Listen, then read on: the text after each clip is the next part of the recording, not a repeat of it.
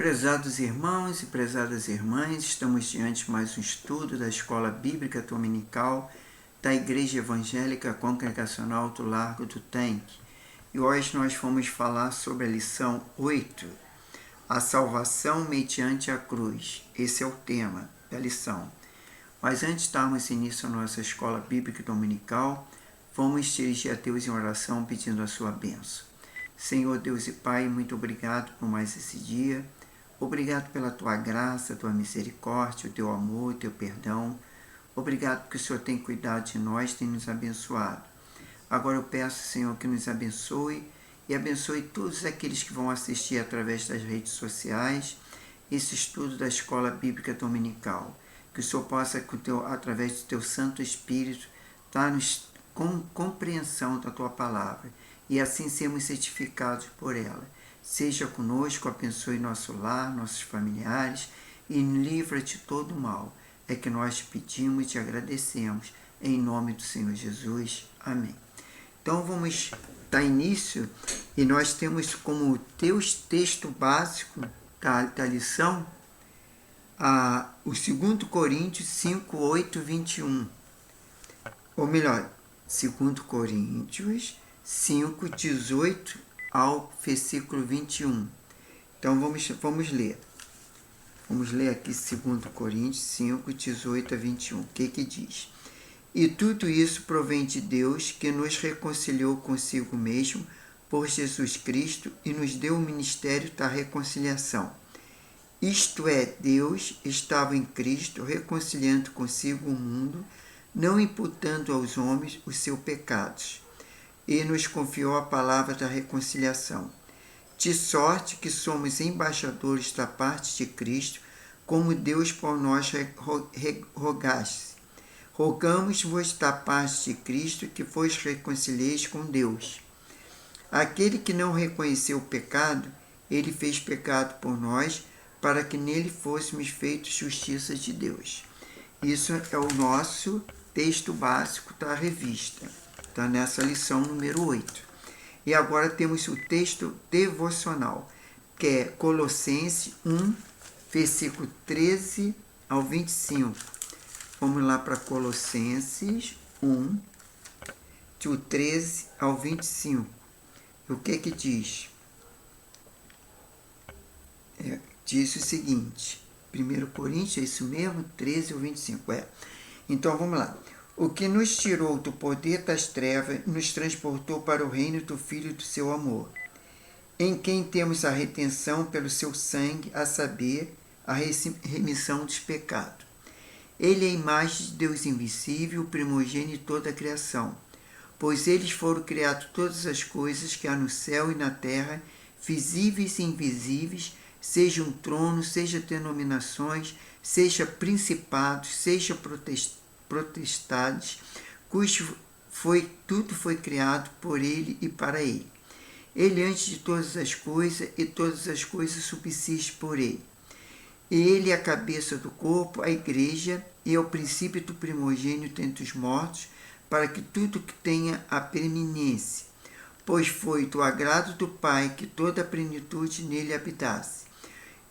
E que, havendo por ele feito paz pelo sangue de sua cruz, por meio de se reconciliasse consigo mesmo todas as coisas, tanto que então na terra como os que estão nos céus.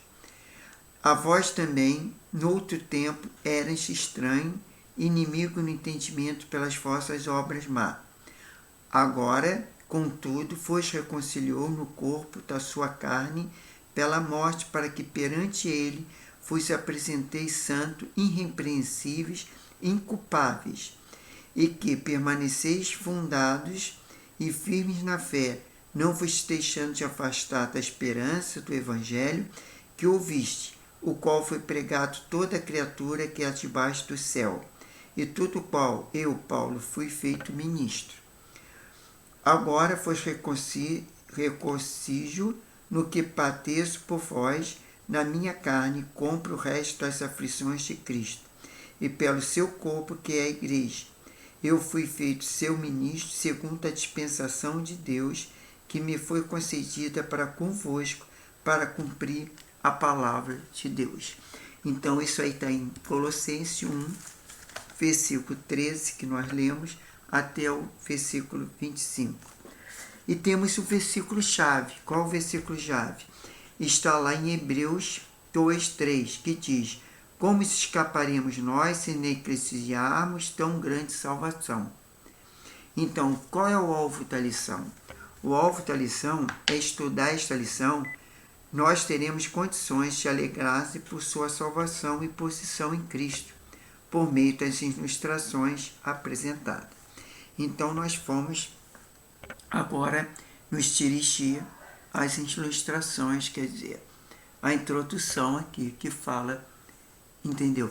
Antes de nós começarmos a introdução, a lição ela diz que o aluno será capaz de ter, compreender a riqueza da salvação em relação com a cruz de Cristo, alegrar-se pela salvação e posição em Cristo, mostrar por meio de obras e atitude o valor que a grande salvação recebida de Cristo tem na sua vida. Então a gente começa dizendo que a Bíblia fala do dia da salvação. E está tão grande salvação. Isso está lá em 2 Coríntios 6, versículo 12. E também em Hebreus 2, versículo 3. Deus em Cristo nos salvou, isto é, nos libertou do império das trevas e nos transportou para o reino do Filho do seu amor. Isso é como está lá em 1 Colossenses 1, versículo 13, que acabamos de ler. Nada poderia ser mais precioso para nós que sermos agraciados com a salvação eterna. Para nós foi de graça, mas para Deus custou o preço do sangue do seu Filho. E conforme 1 Pedro 1, versículo 18 a 21. A Bíblia fala que 4 imagens, figuras, da salvação: propriação, retenção, justificação e reconciliação. Vejamos as imagens de nossa salvação sugerida por John Stott. Bom, primeiro, nós temos aí primeiro em Algarismo Romano, propriação, que acontece no templo, Já que nós falamos de 4, que é apropriação, retenção, justificação e reconciliação. Agora vamos falar da apropriação. E número 1, o que significa apropriação?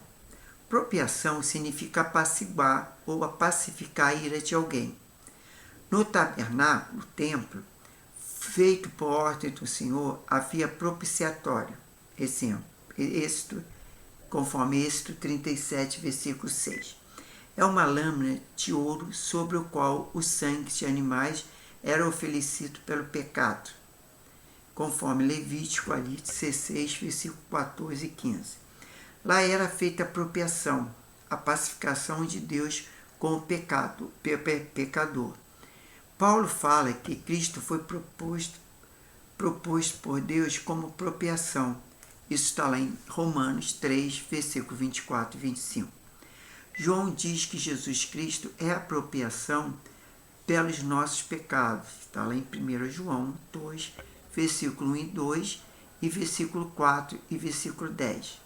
Que quer dizer, então, que Deus se enraivece. Que está perguntando, quer dizer que Deus se enraivece? Que oferta tem de ser feita para pacificar sua ira? Então temos que a ira requer apropriação, e a apropriação aplaca a ira. Está lá no número 2. Precisamos buscar a essência dessas palavras, ira e apropriação, para encontrar a doutrina para que santa ira de Deus, do seu autossacrifício amoroso em Cristo e da própria iniciativa de desviar a sua ira. A ira requer apropriação. A apropriação aplaca a ira. Jesus foi designado por Deus como remédio para a culpa universal humana. A ira de Deus é causada pela sua intolerância ao pecado, sob as quaisquer forma ou manifestações. O pecador nada pode fazer de se oferecer para compensar seus pecados ou afastar a ira divina. Número 3. Deus é graça e misericórdia.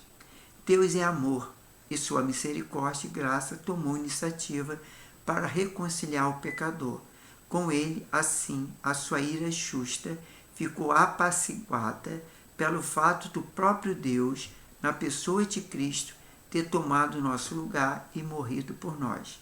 Isso está lá em Romanos 3, versículo 25 e 26. Agora vamos partir para o número 2 em Algarismo Romano, que fala sobre a retenção e que acontece no mercado. O que significa retenção? Retimir significa comprar de volta, ou seja, fazer uma transação comercial feita no mercado. É a efetivação de um resgate. Cristo nos resgatou pagando o preço de seu sangue pela nossa liberdade, um alto preço, conforme Marcos 10, versículo 45 e 1 Pedro 1, versículo 18 e 19. Número 2. Qual é essa situação na qual o homem necessita de ser resgatado? O cativeiro do qual fomos libertos é moral, formado por nossas transgressões e pecados, conforme Efésios 1, versículo 7 e Colossenses 1, versículo 14. Porém, há mais por vir. Cristo deu sua vida para remir-nos de toda iniquidade. Está lá em Tito 2, versículo 14. Esta libertação total ainda acontecerá. A retenção do nosso corpo e a retenção final. Número 3. Quem pertence ao resgatador? Devemos atentar para o fato que os resgatados, nós, pertencem ao resgatador. Quem é o resgatador? Jesus Cristo. Isso deveria motivar-nos, como cristão, a uma vida de santidade. Isso está lá em 1 Coríntios 6, versículos 18 e 20, e 1 Coríntios 7 e 1 Coríntios 23, versículo. Quer dizer, 1 Coríntios 6 mais versículo 7 e no versículo, capítulo 7, versículo 23, desculpe. Número 3. A justificação acontece no tribunal. O que significa justificação? Agora estamos no tribunal. Justificação é o oposto de condenação. É o juiz considerando o acusado inocente, quer dizer, Deus, o juiz, além de considerar os pecados inocentes, concede uma posição justa perante ele, conforme Romanos 5, versículo 18 e Romanos, versículo 34. 8, versículo 34. Lemos no Antigo Testamento sobre o servo de Deus, justo e sofredor, que justificara a muitos, porque levará suas iniquidades, conforme Isaías 53, versículo 11. Número 2. Jesus como nosso advogado, nos justifica diante do Pai. 1 João 2, versículo 1 e 2. Esta justificação recebemos pela fé em Cristo Jesus. Como Paulo diz em Gálatas 2,16. Antes pecador, agora perdoado e aceito por Deus. Através da justificação, Jesus nos tornou membro de sua família, filhos de Deus e descendentes espirituais de Abraão, pelo que devemos estar em hábito em fazer o bem, conforme Tito 2, versículo 14 e Tito 3, versículo 8.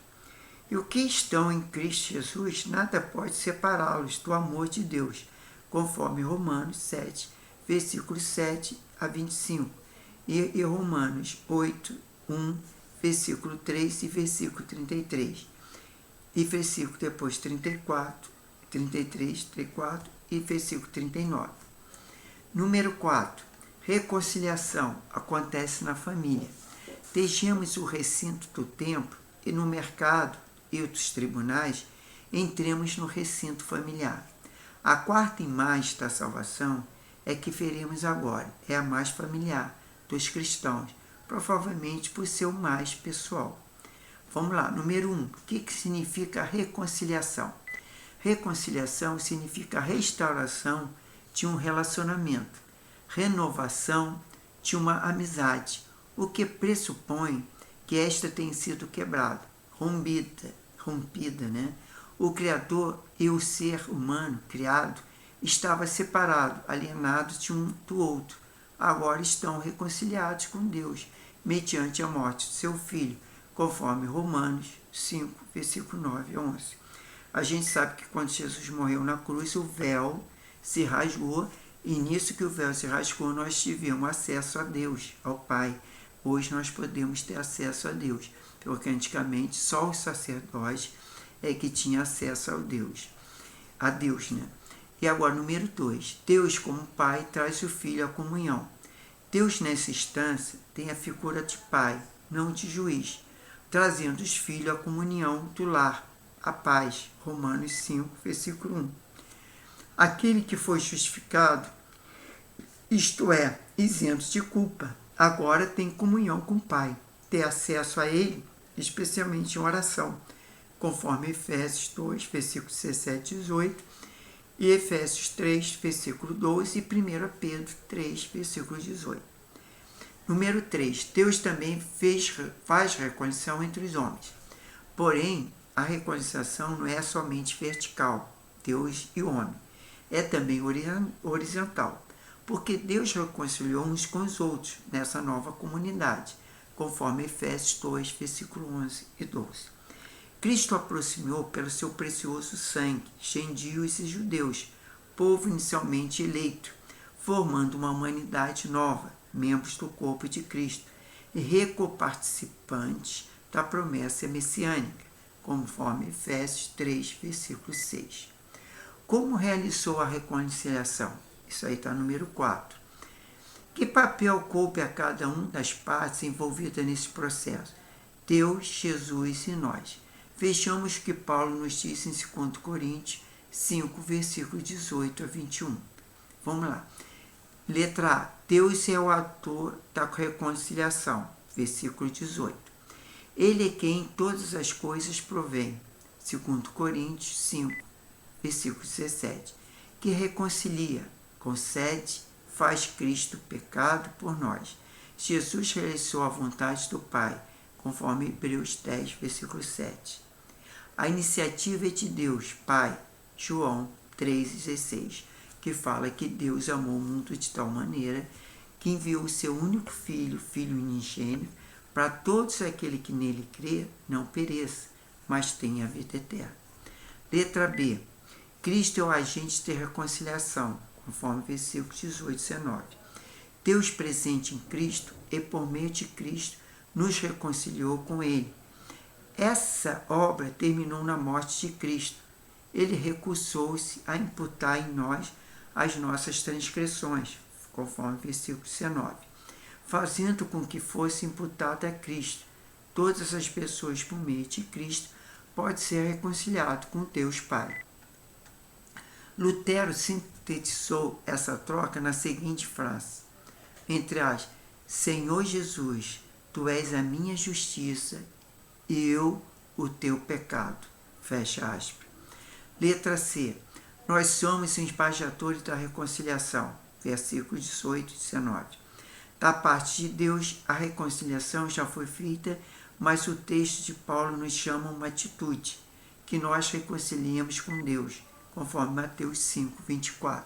Ou seja, que a recebamos, conforme Romanos 5, 11, não é suficiente expormos uma doutrina inteiramente ortodoxa da reconciliação, sem jamais apelarmos às pessoas e que venham a Cristo. A regra deve ser não fazer apelo sem uma programação e não proclamar sem um apelo, diz Stott. Por isso, somos embaixadores de Cristo, seus enviados e representantes pessoais que falamos em nome em seu nome, em seu lugar. Aquele que operou por meio de Cristo a fim de nos reconciliar, agora opera por nosso intermédio, a fim de anunciar a reconciliação. Então, nós aportamos aí, né, a apropriação, a retenção, a justificação e a reconciliação. E temos como conclusão que a apropriação ressalta a ira de Deus sobre nós, mas a retenção ressalta o nosso cativeiro, e a justificação a nossa culpa, e a reconciliação a nossa inimizade com Deus. Mas Deus tomou a iniciativa salvadora. Ele propiciou a sua própria ira. Ele nos redimiu de nossa miserável escravidão. Ele nos considerou justo na sua presença e nos reconciliou com Ele mesmo. É maravilhoso isso, né? Saber que Deus trouxe ali o perdão, né? Através do seu Filho, que foi enviado à cruz para que morresse e derramasse o sangue inocente para levar todos os nossos pecados. E aí podemos ter a apropriação, a retenção, a justificação e a reconciliação com Deus. Então, a gente vê que esse sacrifício de Jesus é para todos aqueles que aceitam Jesus e que possa ter os seus pecados perdoados. Porque aquele que não aceita Jesus, ele não pode ter os seus pecados perdoados, porque só Jesus tem poder para perdoar os pecados. E através da sua morte, o seu sacrifício na cruz, é que nós temos essa reconciliação com Deus. E essa reconciliação é porque Deus nos perdoa através dessa reconciliação, através desse sacrifício de Jesus na cruz. Como diz, o sangue de Jesus nos purifica de todo pecado e de toda injustiça. E através do seu sangue, da sua morte, do seu sacrifício, é que temos essa reconciliação com Deus. O autor, dessa vez, ele só colocou uma aplicação. E eu queria ler essa aplicação. Essas imagens mostram a riqueza de nossa salvação e a nossa posição em Cristo. Nele temos esta, entre aspas, tão grande salvação, a qual não podemos negligenciar, conforme Hebreus 2, versículo 3.